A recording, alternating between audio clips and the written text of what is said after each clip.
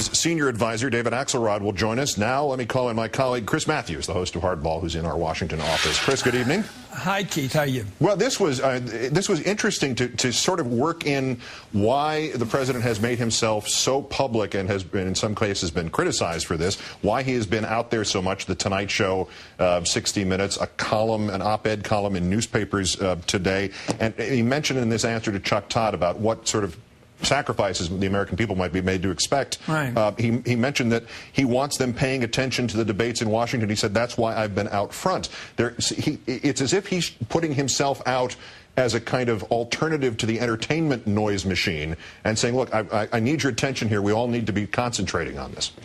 Well, I don't think he's running for prom king, okay? Yeah. This isn't for celebrity or popularity. He has a very coherent plan here. He is going to force the United States Senate especially to vote up or down on his budget. He's not going to let them walk away and do it piecemeal. He is going to insist, it looks to me, that they take it up as a reconciliation matter where they only require 50 votes to do it. I think he's going to jam it. I think what we're seeing here day after day is this push. I want my budget approved. It's got education, health care, and energy in it. It must be in it. I'm a transformative president. I'm not here just to get by. I'm not just here to get through the business cycle. I'm going to change the American economy to compete in the future. It needs reconstruction. I'm going to do it. So I think he's insisting, if you listen closely, I'm going to go for big casino in a couple of months. I want an up or down vote, and I'm not going to wait for 60 votes. I lost Specter maybe on card check. I'm not going to get 60 votes. I'm going to get 50 and the vice president, and that's going to be enough, Harry Reid. We're going to jam this thing through. That's what I see coming. And it also, nobody asked him that tonight. A reporter should have asked him. Nobody did. Maybe you'll ask Axelrod. Are you going the reconciliation route? Are you going to sit around and wait for 60 votes that are never going to come? Are you going to jam this through and use the budget process that Ronald Reagan used and get it done?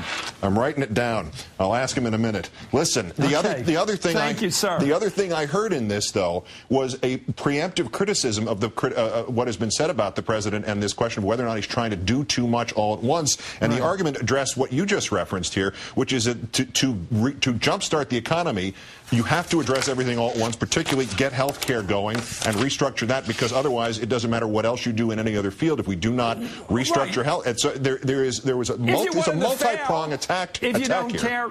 Keith, if you don't care if this guy succeeds, if you don't care if this country really reforms itself, sure, put it off. Do health care next year, 5 years from now. It'll never get done. Harry Truman talked about doing it. It'll never get done. If you don't care about this country getting more green and dealing with cap and trade, sure, put it off. If you want to lose, put it off. If you want to win, he's got one shot. Look at the numbers today, Keith. You look at them, too. 63%, 64% in the polls out today. He's not going to be there next September and October. He's going to be in the 50s or high 40s. He knows that. This guy knows history. If you want to get it done, he said tonight, a great quote, "We can't wait." I love that quote.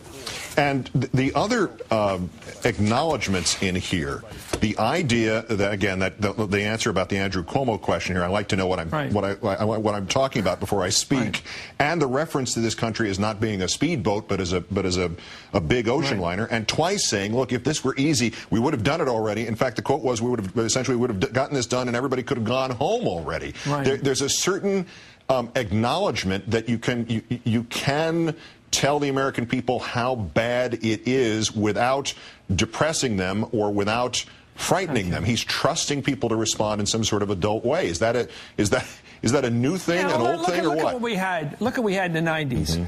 We had Dick Morris advising the president, telling him how not to do anything. Do school uniforms, do family home leave, do all these little things, and everybody else sort of like you, and you'll be popular, and you'll be prom king. And this guy says, I don't want all those little things. I came here to do big business. I want to be one of the great presidents. The host of Hardball, Chris Matthews, joining me now. Chris, good evening. Good evening. Hi, Keith. How are you? An acceptance speech, I guess, for an award. I don't know if any of the rest of us think he actually got. Am I wrong in feeling that the only thing that was missing tonight was another mission accomplished banner? Well, it was a scorecard that only he could design, and of course he did well on it. But in the way that today every kid gets a trophy who participates. But I think there's a problem, and I'm not sure it's about intellectual ability. I think he has it. It's about preparation for the office of the presidency. There was a wonderful line in Shakespeare in Henry V, I guess my favorite of those plays. in which the clergy sort of mocked the young warrior king and said, where did we find this sudden scholar? The scary thing about the last 8 years is that George Bush, whatever you think of him, came to office pretty much tabula rasa in terms of philosophy. He didn't have much. He was a rich kid driving his father's car. He got to be president because of his father, let's face it, the same way he got into school and everything else, the same way he got his car probably. But what the scary thing about Bush is somewhere he came to meet people like Dick Cheney and Scooter Libby and Paul Wolfowitz and Feith and the rest of them. They had this ideology that he bought into, this ideology that somehow the United States, in waging war and taking over countries, somehow was fighting for freedom. And somehow, in doing so, we would encourage a moderation in the Arab world. Well, history would have taught him, and I know he just put down history by quoting Jefferson, which was unfair to Jefferson.